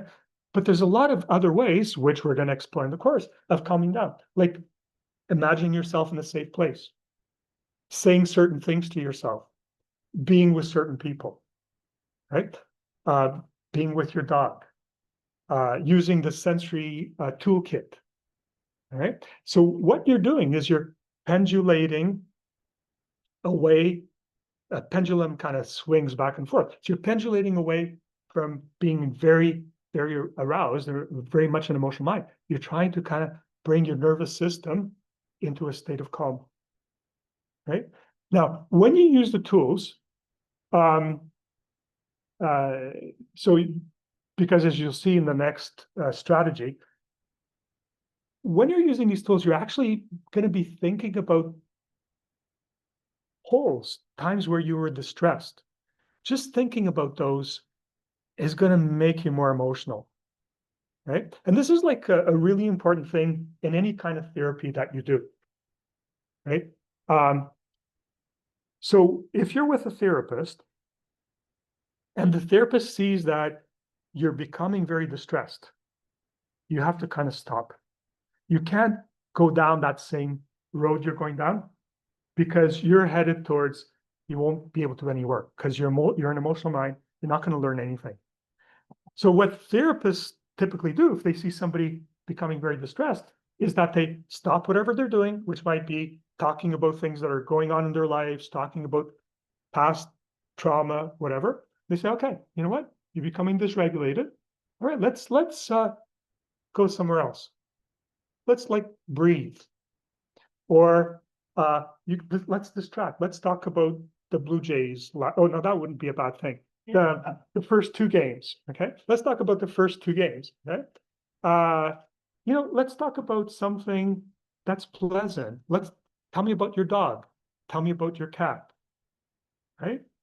And so you can see it's not going to work immediately, but this therapist is picking up on that person's dashboard. It's kind of going, oh, I see the person's dashboard, and they're becoming dysregulated outside the window of tolerance. Okay. They're in fight or flight, right? Okay. Now, they might not be aware of this, and they may not kind of be able to self-regulate, but because I see their dashboard, the therapist, I'm going to help them to come here. That's called pendulating. So when you use the tools and when you're here, right, it's really important that you pendulate. It's really important that you keep your dashboard in mind. And if you're too dysregulated, you need to do something to calm yourself a little bit. You need to take time out, right? There's no point, kind of sitting if you're on Zoom or if you're here, if you're too dysregulated, it's like it's going over your head, right? So we encourage people, just take a moment, come back, regulate yourself, come back when you feel, we don't say go away forever, but come back when you're more regulated and you're more able to learn. But when you're gone, like try to use some of the strategies to regulate yourself. Okay. So that's called pendulating. You're going to have to use, when you're trying this stuff at home, because we're going to ask you to do homework on this and ask you to practice this stuff, you're going to have to use your dashboard. And when you become too dysregulated, stop doing the work. Just go and have a tea or pet your dog. Okay.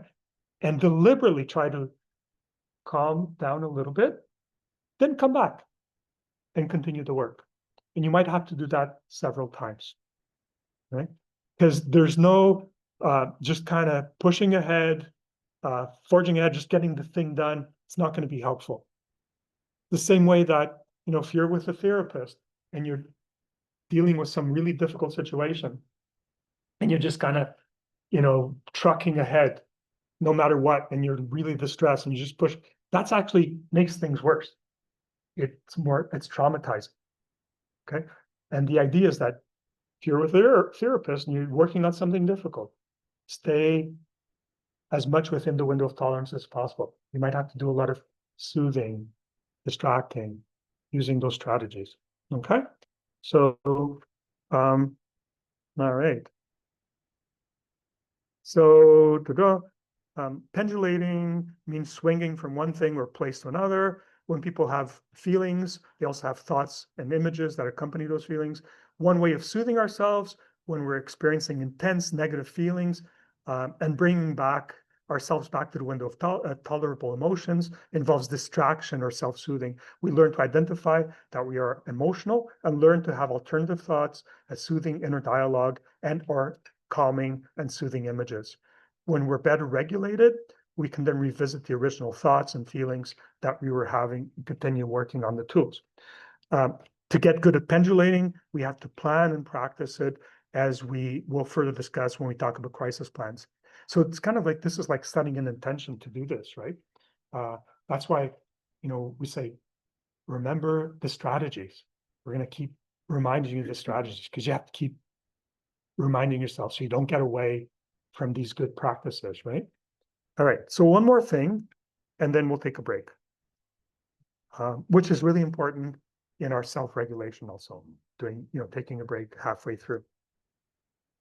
So when using the tools, okay, so that's the same slide. All right, so now this is like one of my favorite strategies, because this is really simple, but it's one strategy about which there's a lot of confusion. And the confusion is when people are learning tools and skills, because we're saying, Nicole and Joan were talking about, if you're very emotional, you're in a very difficult situation, you're in a hole of my sidewalk, right? And sometimes people have the expectation that, okay, first of all, they have the expectation they're going to recognize they're in a hole, right? And then they have the expectation that in that moment when they're in the hole or they're very activated, they have the expectation that I'm going to be able to remember this stuff that I learned in the course when I'm very, very in emotional mind. And if I don't do that, I'm failing in some way, right? Because people think that where you use the skills is when you're in a hole, when you're outside the window of tolerance. But we know that doesn't work, right? At least not at first, right? So we discourage people, I mean, if you can, what we encourage people to do is that when you're emotional, very aroused, very distressed, right? I think the rest strategy is really important. Don't act on your emotions, okay? So rest. But we're not asking you to do anything more at that point. Just step back and then try to calm yourself, all right? So, and it might be, you might only return, because Joan and Nicole were talking about, then you return and deal with the problem. You're not just kind of forgetting about the problem forever, right? You return and deal with the problem. But this is the crux of the editing, splicing, and pasting, right? So we don't try, when we're in emotional mind, we try to be aware at first, right? And use the rest technique. So don't act on when you're very emotional. But it's not a good time to problem solve if you're just beginning to use this. If you're very experienced, you might be able to use it live when you're very emotional, because you've developed what's called wise mind or self at that point. But that's something we're going to talk about in the future. So what we ask you to do instead is, see, the thing is, we all have, when bad things happen, well, most of us, some people kind of black things out a little bit, dissociate, but we all have a video, a memory in our minds of what happened, of this bad situation, right? We have our version of that video, right? So, and doesn't have to be within an hour, doesn't have to be within a day, but if you were very emotional, something triggered you, and you were struggling, and this is something that you were triggered in a way that you keep getting triggered over and over and over again. It's going to be one of the holes you want to deal with. What we say to people is find a time where, you have to make a time. You can't do it like in the middle of a busy day. You have to devote time to it. Find a time. Now revisit, take out that video, revisit that memory, right? And that's when you're going to work on it, right? When you're calm, not when you're in a crisis, right? When you're rational mind. And then there's going to be a way, we're going to tell you about how to work on it, but there's a way you're going to work on it. But you're going to work on these memories. And essentially it's what you're going to do. So the idea is like editing, splicing, and pasting. So in movies, they don't, shoot the movie in one go. And they shoot different scenes, right? And then they kind of edit things out. And then they splice, they put two pieces together, two scenes together. Okay, that's a lot of work. So what we want to do is a semblance of that. So in the editing, splicing, and pasting technique, and this is like you're going to be using the tools as you do this. What you do is you see yourself in the situation. You have the video. You imagine yourself in this situation. And then the situation is kind of unfolding, okay? And then you kind of realize that at one point, this took a bad turn, all right? And I was in a hole, couldn't get myself out of the hole. And then the hole went on. I was in the hole for a long time. I was very emotional for a long time. Things were bad for a long time, okay? So now what you going to want to do is take the first part of the video, that situation as it was unfolding, and you realize that this is where it kind of started to go bad, right?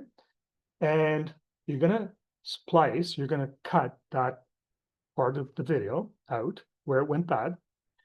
What you're gonna learn to do is, in your imagination, how it could have gone better if you had used the tools and skills.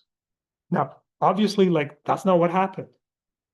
But when we imagine things, when we practice in our imagination, it's as good as, it's very good, right? So it's imagining what I would have done differently had I used my skills and the tools, right? And then you just place that, the beginning of the situation, with, this imaginary video of how you could have handled this differently, right? And you're gonna repeat it in your head. You're gonna envision it. Can't say that word, but you're gonna imagine it over and over and over and over and over again. You're gonna see that new video. But this, you were not an emotional mind. You didn't use all those maladaptive skills that you maybe use now, but you used adaptive, skillful ways of, dealing with the situation. You're going to imagine it, imagine it, and imagine it. And people say, well, that doesn't do anything for, the situation that I lived through. But it does, because the more you imagine it, you're eventually, when you're in the life situation, you're going to remember. But just because you've imagined it so much. And that's called the editing, splicing, and pasting while pendulating, okay, to stay in the window of tolerance. So those are the four, strategies, techniques. We haven't introduced the first tool, which is crisis plans. But those things you're going to need to, those four, you're going to need to use throughout the course, okay? And don't worry, we're going to repeat this over and over again. But as you can see, I think it's like pretty common sense. And if you don't get it all right now, it's okay. We're going to come back to it. All right. So it's a little past 10:30. Let's take a 10-minute break. Okay. And then we'll come back and we'll take questions after the break. So, okay, we have about 25 minutes. We'll take questions in the last 15 minutes as well. And then Lauren will stay behind from 12 to 12:15 with people from Zoom if they have questions or comments. So let's carry on. All right. Now you can see the slides. Isn't that better? Yeah. Okay. So next week, we're going to set up the room the other way. We'll put the screen over there. So, hey, like little by little, we're getting there, right? Great. So today we're going to talk about crisis plans. And what you see listed there is all the tools that we're going to discuss. So there's 6 tools. Crisis plans we deal with today. Then there's Hol's diary cards, chain analysis, rational mind remediation, goals diary cards, and wise mind remediation. Okay, those are the hammers and the saws and the pliers that we're going to use in this course, and that we're going to incorporate the skills we're learning into those tools. All right. So let's talk a little bit about crisis before. So has there been a rise in the number of people experiencing crisis in recent years? I think you probably know the answer to this, right? There's more and more crises, right? So let me read this. There's strong evidence that people in many Western countries, such as Canada, are experiencing more mental health difficulties today than in previous decades. Many of the explanations of why this is happening tie into what's being called the polycrisis, or overlapping economic, social, environmental, political, and technological crises that reinforce one another. It's not no one crisis. Like sometimes we think about, it's the environmental, climate change, stuff like that. But there's like so many crises. They just seem to be piling up, right? This layering of many crises intensifies psychological stress in ways that go beyond what a single problem would do. Studies and health data sources suggest that more people are reporting symptoms of depression and anxiety today than in past decades.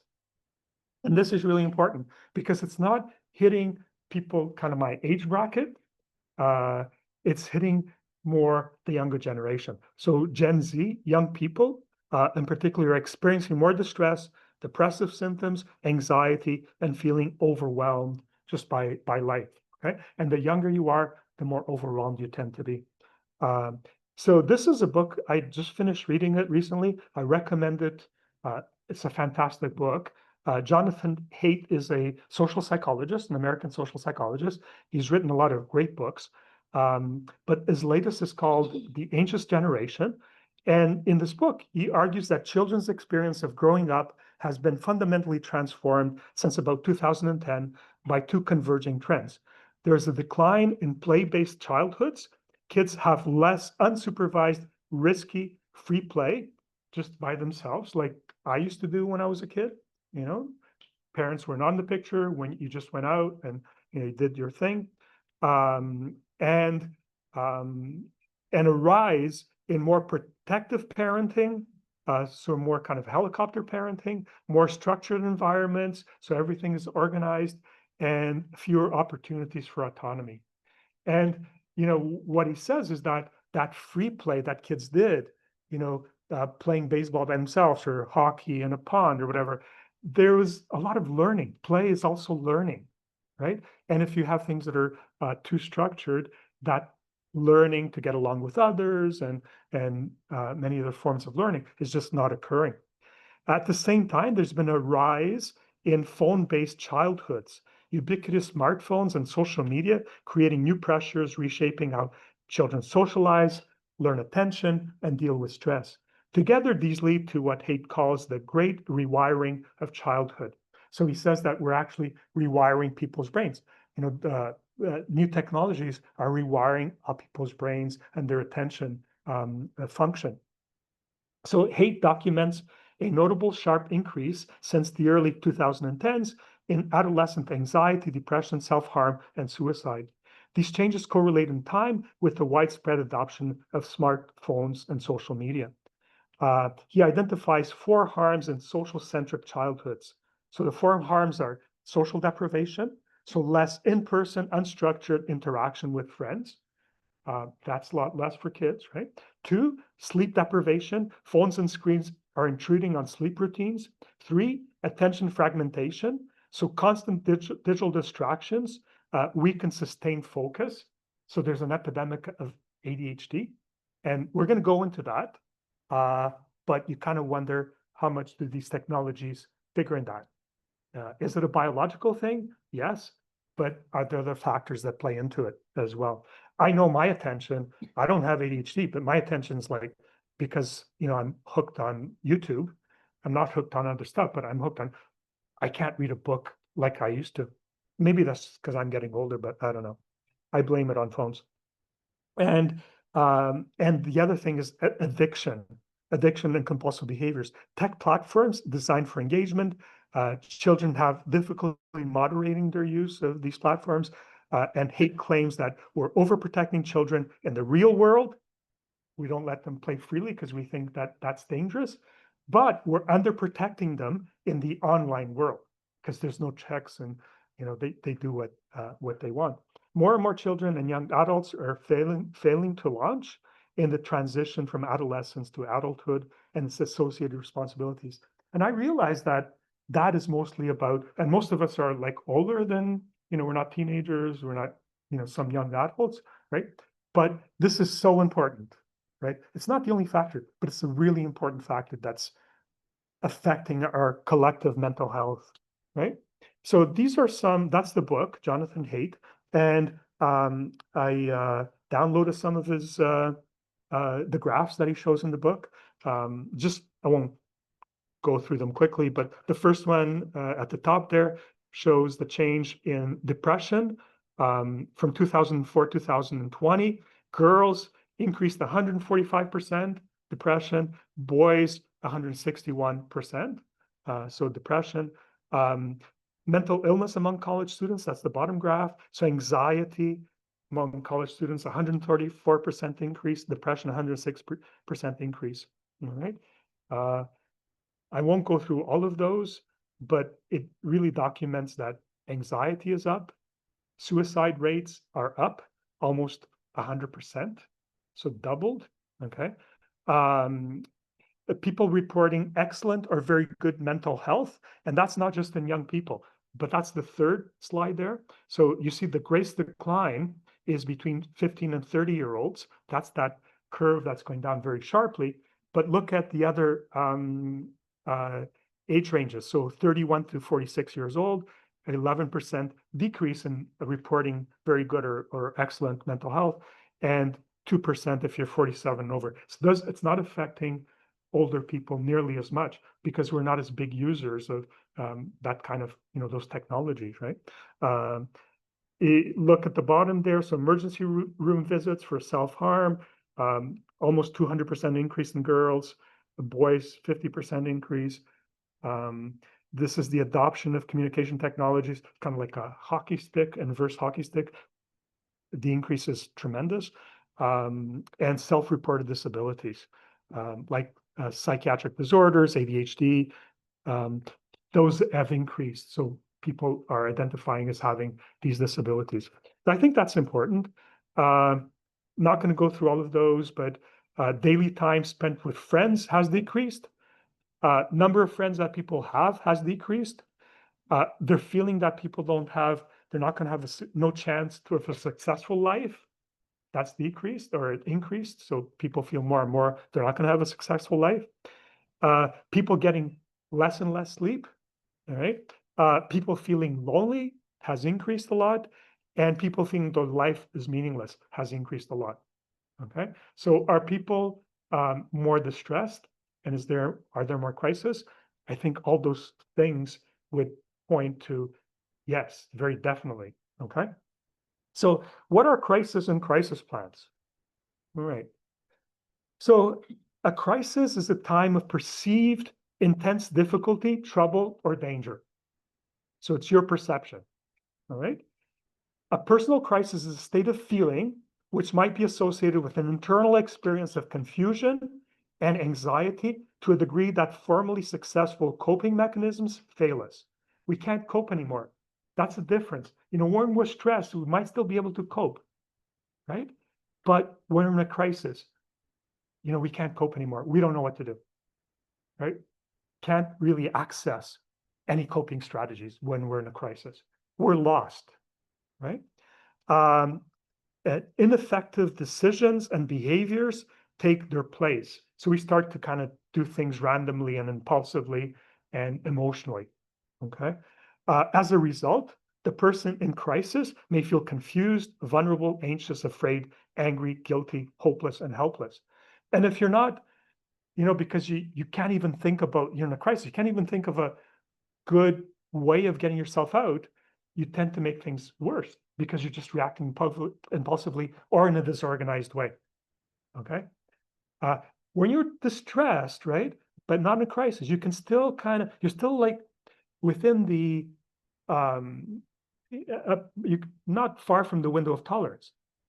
But when you're in a crisis, you're so far from the window of tolerance, right, that your capacity to reason, to think your way out of this is non-existent, okay? So crisis plans and distress tolerance skills, right, coping with your crisis, coping with when you're very outside the window of tolerance, are the first material that's introduced in this course because crises are critical events that absolutely need to be understood and managed before anything else. So it's kind of like triaging, like in military hospitals and the battlefields, they triage people. Like, it's like, what do you do first?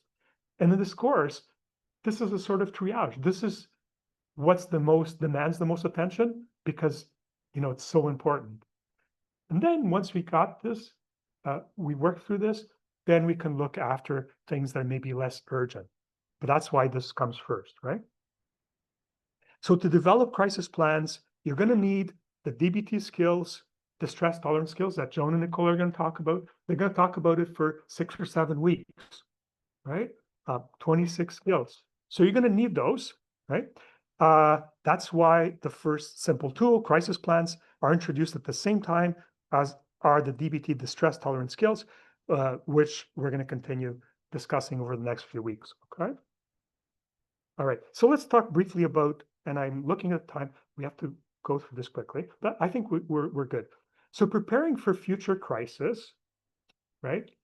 Remember I said that during a crisis right now, right, it's very hard to think your way out of it, right? Because you're so distressed. You're not even going to be able to take this material in it. But what is more doable is preparing for future crisis, because, you know, your crisis, they're not going to be, each crisis is going to be unique. They're going to kind of resemble one another in the ways that you think, in the ways that you feel, in the ways that you behave. They're not going to be totally different one from the other. So you can kind of like know there may be like 3 or 4 different or 1 different types of crisis you run into, but knowing that, it kind of like, I can prepare. Not when you're in a crisis, but when things are, you're more in the window of tolerance. That's the whole thing about the crisis plan. So preparing for future crisis, people are more likely to face, is very important because it equips individuals with the skills, tools, and strategies needed to manage overwhelming situations effectively in the future. Okay, and you're going to use the editing, splicing, and pasting. So you're going to imagine it, so that when the crisis comes up, maybe you're going to be able to use it. But the more you imagine it, the more likely you are to be able to use it. So those who prepare for crisis do much better than those who haven't, because, so, you know, like people that, anybody who works in crisis. So if you're, you know, emergency physician, right? You're not learning CPR when somebody comes in. You're doing it on a dummy. Okay, you're practicing. You're taking a course, a CPR course before. You're practicing over and over. If you're kind of in a, you know, a military team, like a crisis, you know, they practice over. If you're, you know, a firefighter, you practice things over and over. You don't go into the crisis, a very difficult situation. This is the first time you've ever faced it. You've prepared way before. This is what we want to do. So those who prepare for crisis do much better than those who haven't, because 1, knowing they have a plan can alleviate anxiety and fear associated with potential crisis, allowing individuals to approach stressors with a clearer mind. 2, prepared individuals can respond more quickly and effectively to crisis, as they have already thought through their options and know what steps to take. You know, that's why, you know, those SWAT teams and stuff in the military, you know, they go into this and they're very calm because they've rehearsed it like 100 times before, right? Any one of us doing that, we'd be out of our minds. But they do well because they prepared so that they're not super distressed. They're very alert. They might be a little bit in fight or flight, but they're thinking things through. They don't panic. They don't go into a crisis, okay? As discussed in the previous slide, preparation often involves identifying and practicing coping strategies, which can enhance resilience and emotional regulation during difficult times. Those who prepare often communicate their needs and plans to their support network. This makes it more likely for help to be available when needed. So there's all the reasons why people do better who prepare for crisis. Okay, so let's talk about personality in crisis. Remember that personality, we've talked about it before, is defined as the typical ways we tend to think, respond emotionally, and behave. So crises occur through a combination of external and internal factors, right? Stressors are the external factors that typically trigger our crisis. So there's usually something that happens, right? But at the same time, how the person responds to those stressors, those external stressors, that's the internal factors, right? That are also involved in the crisis. So it's not just what happens outside, it's also what happens inside of you. So to develop new, more adaptive ways of responding to stressors, we have to become more mindful of what the nature of the stressors is, how we think, feel, and behave when we face these stressors. Then we have to practice replacing the typical ways we feel, think, and behave when we face those stressors or our personality patterns with more adaptive ways of thinking, feeling, and behaving. So editing, splicing, and pasting, right? And 4, to replace old with new patterns of responding to a crisis, we must, in our imagination, repeatedly practice the new ways of feeling, thinking, and behaving when we face a stressor that we've experienced in the past, before attempting to do this in a new situation. That's what a crisis is. It's almost like, we're in a SWAT team, but instead of being kind of in the field in a military situation, the crisis situation is the crisis we run into. And we're going to have to practice and using skillful ways of managing those crises, imagining it, because that's going to make it more likely that when we actually face that real crisis, we're going to know how to handle it. So in other words, we must use the editing, splicing, and pasting technique when developing and practicing crisis plans. Okay, so this is the crisis plan algorithm. That's the whole thing. So I said there's 8 steps. I'm going to go through one step at a time. Try to do it in quickly. This is something that this is in your book. Look at in the book. Okay, you may not going to get all of it because it's long, right? So what's the first step in developing a crisis plan, right? So first of all, you have to understand the concept of holes you keep falling into. Choose a specific instance of a crisis for which you want to develop a crisis plan. So crises are deep holes. So we presented this poem last week. So when you fall into a deep hole, you're in a hole in your sidewalk. One of the things we're going to work on in this course is because this is problem solving. You're taking something that is a mess and you identifying discrete problems. So you're going to identify the holes you fall into. Now you may fall into a lot of different holes. We're just going to start with 1 or 2 or 3, right? Because then you can generalize that learning to other ones, right? So that's the poem. So you have to realize that you do fall into deep holes. Those are crises, right? And that was one of the things in the poll. And I think most people said, I do have crises in my life, right? Some may be more intense than others, but we all have crises. I have crises, right? So, so the other thing is identify when you're in a hole. And the second thing is identify some of the thoughts, feelings, and behaviors that occur during the particular crisis you've chosen. This is step 1 of the crisis plan template. Okay, let's look at that. So identifying the holes you want to work on is the first item in the crisis plan template. Which one of these, and part of the poll today was asking you about the holes you tend to fall into. You already answered that question. So when we start talking about what holes you fall into, look at the poll, right? That'll give you a clue. Because what I put in there in the poll were all common holes that people fall into, right? And remember, holes are, you're not calm or alert. You're distressed. You're not in a good place, right? So holes are any dysregulated, problematic, repetitive patterns of thoughts, feelings, or behaviors. And it's something you want to have to change. Because if you don't want to change it, it's not a hole. It might be a hole for somebody else. So sometimes people say, oh, my partner has a drinking problem, right? But that's like your partner saying that. That's no good to you. If you don't think you have a drinking problem, you can't even begin to work on this, right? You have to identify that as a problem for yourself, okay? If you don't identify the problem, don't do it for somebody else. You have to do it because you identified as a problem. So let me give you some examples of holes. And I listed this in the poll. So any kind of substance abuse, if you identify it as a problem, it can be a hole. Any other addiction, such as gambling, any destructive impulsive behavior, engaging in repeated dysfunctional interpersonal interactions, self-blaming in ruminative way or negative self-talk can be a hole.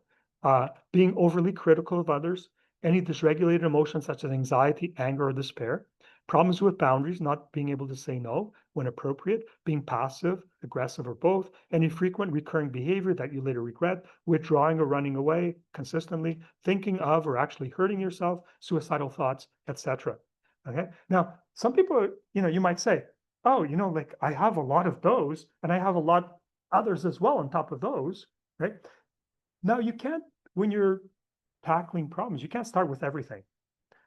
You have to start with certain ones that you feel, okay, this is more manageable. This is something I'm motivated to tackle, and I want to work on this. And you don't want to work on more than 1 to 3 things at a time, okay? Because otherwise it's overwhelming. Thing is, like when you start to be able to work with those 3 things, it makes it so much easier then to go and work on other things as well. Okay? But start small. Start with small steps. Don't kind of try to do like the journey all in one shot. Right? So how do you find your emotional holes? This is in the book. So to find your emotional holes using the feeling wheel, think of a specific recent crisis you found yourself in, and it's a common type of crisis for you. Try to identify 1 or more feelings you experienced during that crisis. For help identifying your feelings, consider the innermost circle of the wheel. So start with, on that wheel, there's a lot of things that are positive. So your crises are not likely to be when you're happy or when you're surprised, but look at the other ones. Feeling bad, feeling fearful, angry, disgusted, or sad. Okay. Now, those are kind of very broad feelings, right? And if you want to kind of narrow it down, just follow the circle towards the outer rim. Okay. And then kind of say, well, what does, for my feelings, which one sounds like more closest to what I'm feeling? Okay. So that helps you to find your feeling holes. Okay. So, because we're going to be working a lot on holes, but you have to know what they are. You have to identify them. All right. So that's your feeling holes. But people also have thinking holes. Now, any hole is not just a pure feeling hole. They're a mixture. So anytime you have a hole, there's going to be like feelings, there's going to be thoughts, there's going to be sensations, behaviors, or urges to behave in a certain way. But we're just helping you to identify certain features of it. Okay, because holes are complex. But for now, we just want to find, somewhere like the end of, sometimes like yarn of wool is all kind of wrapped up. And you first have to find, the end of the yarn of wool so you can start to unravel it. This is what we're trying to do here. So to find your thought holes, think of a specific recent crisis, same thing as with the feeling holes you found yourself in, and that is a common type of crisis for you. Try to identify a few of the thoughts you had during the crisis. Automatic negative thoughts are also referred to as ruminative thoughts because they repeat over and over again. Thought holes or negative thoughts tend to fall into one of several categories. Consider which category your thoughts belong to. Thoughts of being incompetent, an imposter, defective, unworthy, shameful, guilty, unsafe, vulnerable, or out of control. Now, that's ringing a bell. I put that into the poll as well. So, if you answer that poll question, I'll give you some idea of what your holes are, because we're going to have to identify your holes. So you may have been so overwhelmed during your crisis that your thinking was disorganized and you were unable to recall or identify any coherent thoughts. If that's the case, identify the emotion. All right. So not a surprise to you, but we have feeling holes, we have thought holes, we also have behavioral holes, right? So to find your behavioral holes, again, repeating, think of 1 or more behaviors you tend to engage in when you're in a crisis that you're working on. Internalizing behaviors are inner directed, while externalizing are directed outwards to others or the environment. And there's a list there of internalizing and externalizing behaviors. I encourage you to read that. Because of time, I'm going to skip over that. And then, so we were saying, first you have to identify what you're working on. And then what you want to do is complete the remainder of the crisis plan template for that crisis. Okay. So the crisis plan template is there. The other one, this one is the algorithm. So it's all the steps. Remember, the template is like a form that you can use to actually write on and fill out your crisis plan. Okay. So we've already done one. What crisis or hole is this plan for? We offer you a lot of different options. Now, your holes may not be any of those. You may have to fill in a very specific goal for yourself, if that's what you want to work at. Then you look at what might trigger getting into this whole crisis. Also, we offer you a bunch of different, very common things that are triggers for people to fall into holes, okay? And then number 3 there, what we want you to do is if you've identified the hole, now you're in this hole, right? And you want to kind of look around at the hole. And as I said, the hole is not just like feelings. There's thoughts, there's behaviors, there's sensations. So you kind of want to describe the hole as well as possible. So this is a hole, but what were the thoughts? So maybe you identified, oh, I get very angry. That's a feeling hole. What thoughts do I have when I'm not feeling whole? Okay. What behaviors do I have? What sensations do I have? So you have to get to know your whole as well as possible. Now, this is like a really quick way. We're gonna do this throughout the course because we're gonna develop mindfulness, right? We're gonna become more and more mindful. So we're gonna use a lot of other techniques to become more mindful of this. But remember, this is like a quick and dirty way of doing this because, you might need this, right? We're gonna come back to it. So number 4 is what are the things I or others do that tend to make these crises worse? So that's when you do emotional things, like when you act on your emotions, often it makes it worse.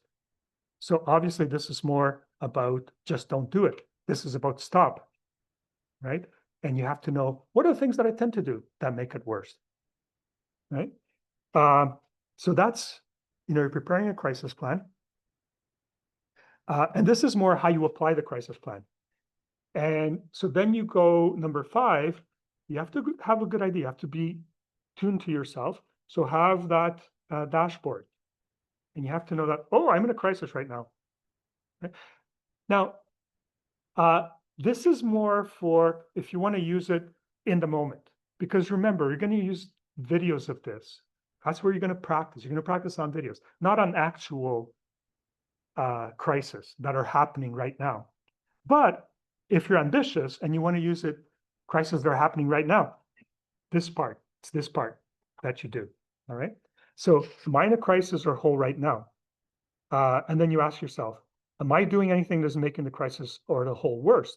If so, I should hit the R, relax, stop, pause, just don't do it, right?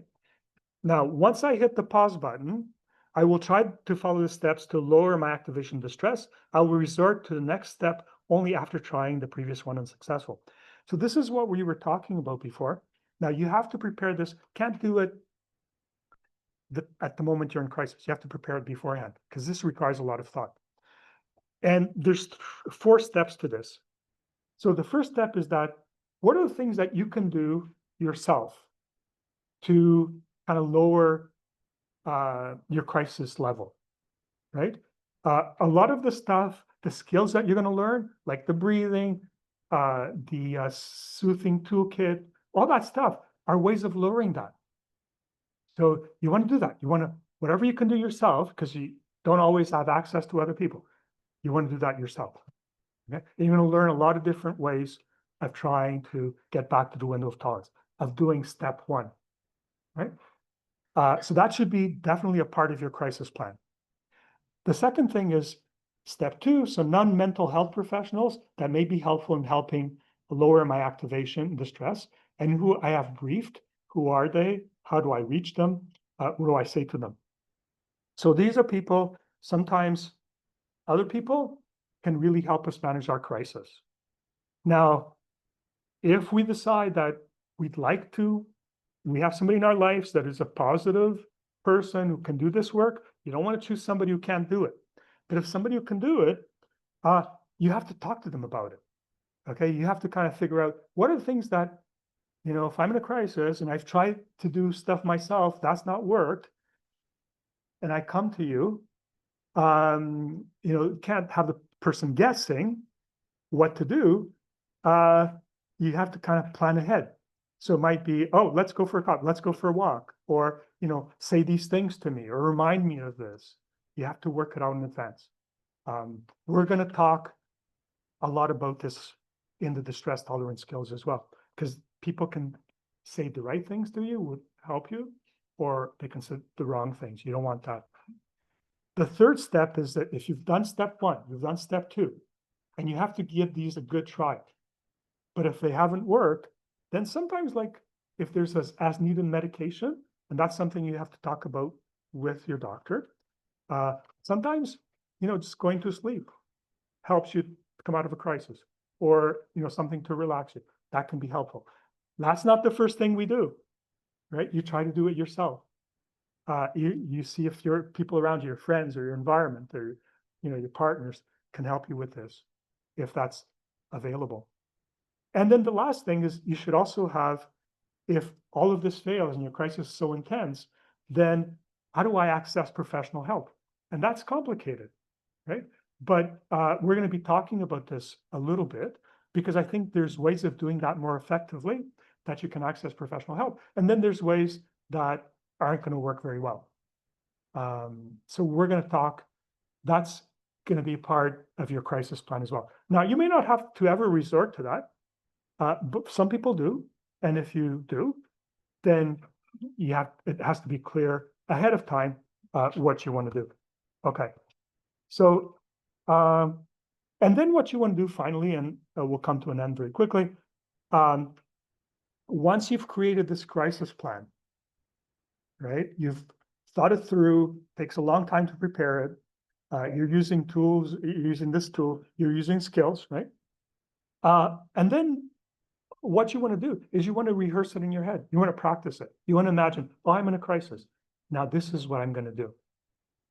So you're practicing in your imagination, sort of like those SWAT teams, or the, firefighters, practicing it in your imagination before you actually do it, because you're much more likely to succeed if you practice, if you know it cold. Okay. So item 7 of the template, steps 2 and 4, ask that people seek help from family, friends, or from professionals. What are some of the challenges associated with doing this? I'm sure you already know. I think some people aren't going to be helpful to you, so you have to choose somebody who's helpful. Some people are going to make it worse, and don't want that. Okay, so essentially, that's the crisis plan. I know we went through it really quickly. Now, in the book, page 69 of the manual, if I had time, I'd go through this with you, because it's an example of doing a crisis plan for Anne. So page 69, I encourage you to read the book. Don't have time to do it right now, but we're going to practice this together. So what I would say is just start it. You're not going to get it perfectly. Do your best. We're going to talk about it in the Boyne group. We're going to keep talking about it here, right? We're going to spend like a few weeks just on the crisis plans. We're going to do other stuff, but you'll have a few weeks to prepare this, right? Yeah, so, it's about 5 to 12. I have to leave at about 5 past 12, but I'm happy, if there's any questions, quick questions. Yeah. Oh, and Kate, you have to come up and, yeah, go ahead, Kate. I was just gonna ask if there's a possibility of us getting a handout for the feeling wheel. So they don't know where to find it. Okay, so it'll be in the website, in the slides, and I'm gonna have the PowerPoint slides. I'm gonna do the PDF as well. So you can print it from there. All right. Okay. Any other questions? Yeah. First plans for we're trying to do that whole case slice thing. What if you're in like a work situation where you can't really leave because you could do something might go wrong? Like, how do you deal with that at the same time as you're trying to work? Yeah. So, because that your crisis might be at work and leaving is not an option. So you're going to have to use other skills, right? But you have to rehearse ahead of time, plan for that particular situation. You can't leave, but you might be able to use other stuff, right? So this is where, sorry? I'm in healthcare, so like the Right. last 4 hours of my shift is Yeah, crazy. yeah. And this is where like crisis plans are very individualized, and it takes like some imagination to figure it out. But, most people, when we do work on crisis plans, we come up with something that's pretty reasonable for them. Okay, but it's not like simple. It takes some work. Yeah. Last question. Yeah, go ahead. What are we supposed to read next? So that was like I talked about the homework before. What did you? Not that one, not the DBT skills. Yeah, the simple. I think it's sessions 3, 6, and 8. 4, 6, and 8. Okay. So Kate, go ahead. All right, I'll keep this quick. Today we learned about the distress tolerance module in the DBT skills workbook, the green one. Distress tolerance skills help you cope with painful events by building up your resiliency. And using these skills, tools, and strategies can help widen our window of tolerance where we're more calm and alert. Today we learned about rest, but we're focusing on the R, which is relax. Stop what you're going to impulsively do.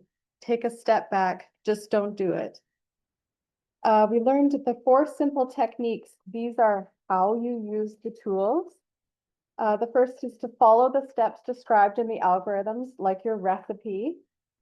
To become more mindful of your internal dashboard, your gauges, check in with yourself. Stay in the window of tolerance by pendulating. Pull yourself out of your crisis using the distress tolerance skills, and also editing, splicing, and pasting the videos of problematic thoughts, feelings, and behaviors to practice and develop new ones. And then we also touched on the crisis plan, which is our first tool of the course. There are 8 steps. I won't go through them right now, but in my summary that I type up, I'm going to outline it so you know how to follow it. Great, thank you. All right, thank you. We'll see you guys next week. Thank you very much.